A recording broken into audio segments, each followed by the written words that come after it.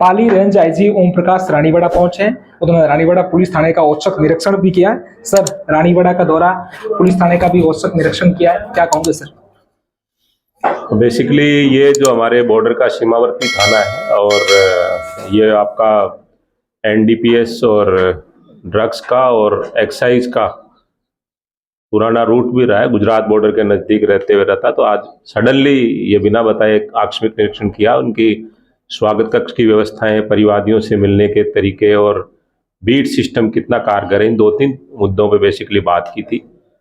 तो उसमें काफ़ी कुछ इम्प्रूव करने की बात है और इंफ्रास्ट्रक्चर जो है थाने का बड़ा अच्छी स्थिति में नहीं है।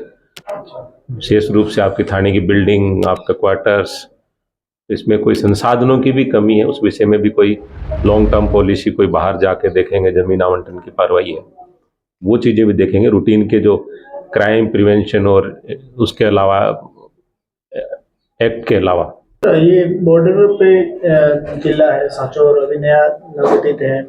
यहाँ पर कई क्राइम होते रहते हैं। सबसे ज्यादा तो ये तस्करी के मामले को छोड़ के अभी नया एक क्राइम बढ़ा है, स्मैक वाला। तो काफी संख्या में युवा इस स्मैक के नशे में डेफिनेटली आपका जो ड्रग्स का ये ट्रेडिशनली जो है पुराना भी रहा है, लेकिन अभी सिंथेटिक ड्रग का छोटा मोटा इनपुट सांचौर में भी है। सिंथेटिक ड्रग का हमें पता लगा, ये इनपुट पिछले 2 महीने से है और इसमें छुटपुट कार्रवाई हुई है। लेकिन जो मेन जो सप्लायर है उनको आइडेंटिफाई करके नए जो एसपी साहब आए हैं, युवा हैं, तो वो और इसमें इफेक्टिव कार्रवाई करने की आवश्यकता, वो प्लान बना करके कार्रवाई उसमें करने के प्रयास जारी हैं, वो करेंगे। और जहाँ तक एक्साइज एक्ट और एनडीपीएस एक्ट की कार्रवाई की बात है, पिछले 10-15 दिन से ताबड़तोड़ कार्रवाइयाँ हुई हैं और काफ़ी गाड़ियाँ बरामद की, बड़े शराब के बड़े बड़े ट्रक भी बरामद किए हैं। 4 व्हीलर जो है बड़े लेवल के कार्रवाई जो है नए पुलिस अधीक्षक ने इसमें कार्रवाई की है।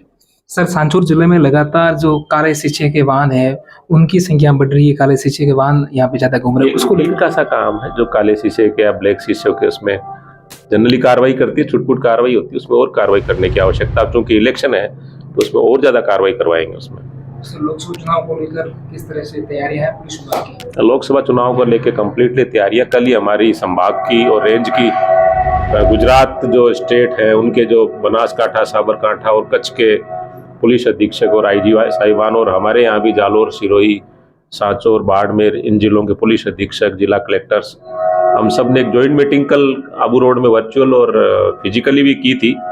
और कल एक मीटिंग जो है गांधीनगर में भी पाली, उदयपुर और बांसवाड़ा रेंजों के साथ और हमारे रेंज के जो पुलिस अधीक्षक हैं उनके साथ एक मीटिंग गांधीनगर में भी कल रखी गई है।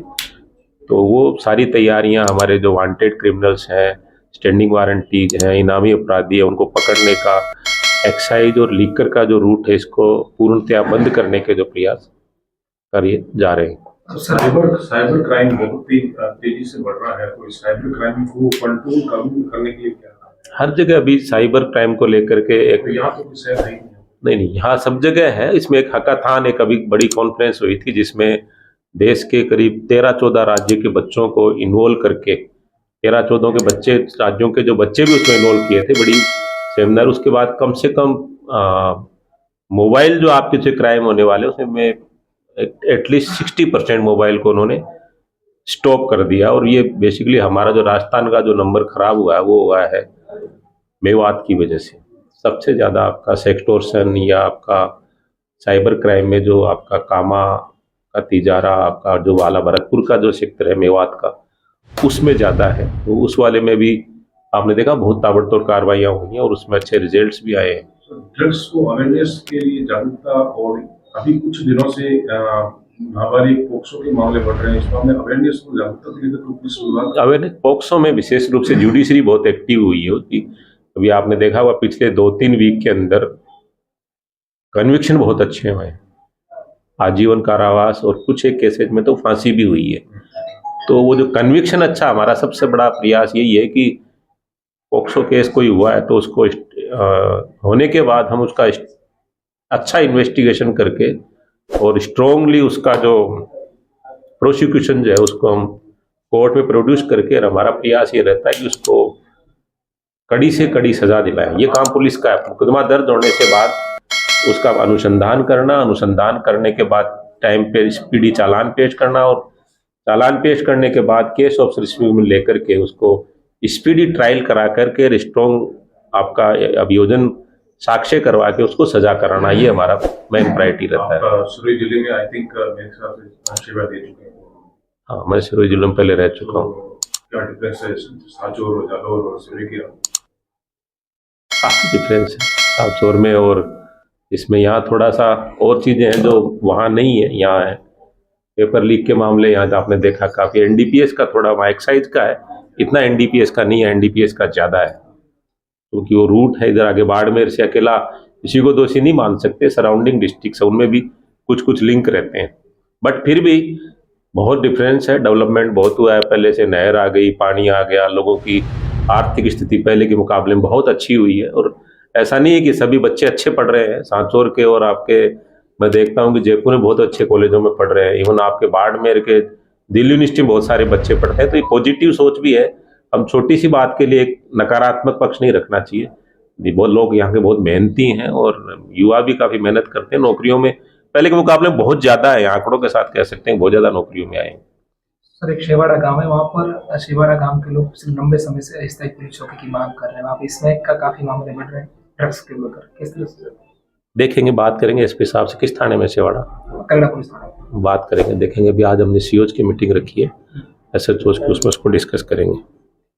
सर, ये रानीवाड़ा थाने में आपने ये कुछ इंस्पेक्टर रहे हैं, ये स्वागत कक्ष है, कुछ कमियां आपने यहाँ देखी है, इस प्रकार का मेरा सवाल ये है, जैसे परिवादी आपके यहाँ कोई परिवार दर्ज करने आता है, कोई रिपोर्ट दर्ज करवाने आता है, उनके लिए क्या मैसेज है, किस प्रकार की पुलिस उसकी मदद करे?